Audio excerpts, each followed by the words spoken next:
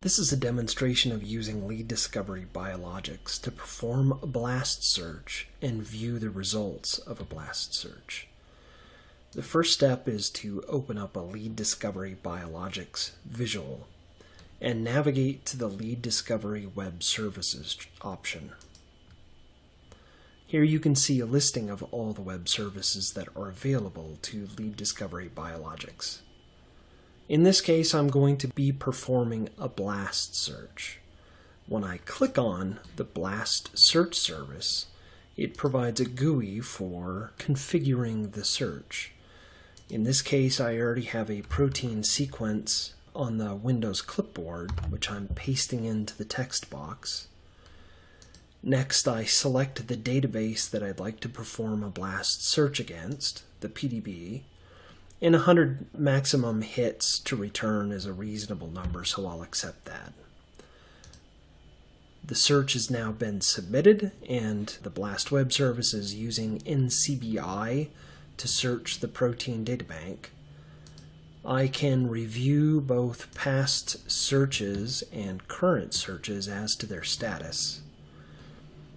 And if I miss the link to download the latest results, I can simply click on the latest job that was run, and I get a couple of options. In this case, I'm going to accept the defaults of creating a new data table and automatically configuring visualizations to view the results. When I click that, two visuals are created: a 3D window to view protein structures that have been returned by the BLAST search, and the data table showing the results of the BLAST search itself. In this case, I'm going to focus on the aligned sequence and the target sequence columns. In the aligned sequence column, the top sequence is the query sequence that I submitted for the BLAST search. The bottom sequence is the best matching sequence to the query sequence. It's a little bit easier to see the differences between the sequences.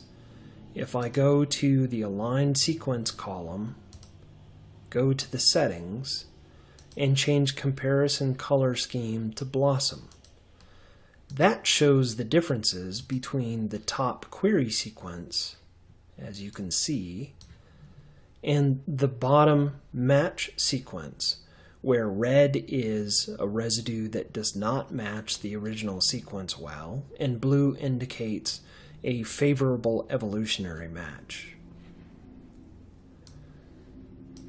In the results returned from the BLAST search, we also have the original GenBank records with the included annotations of the protein that matched the query sequence.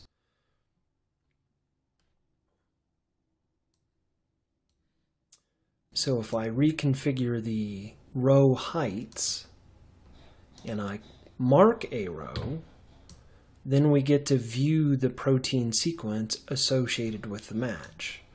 Of course, we can use the scroll wheel to resize.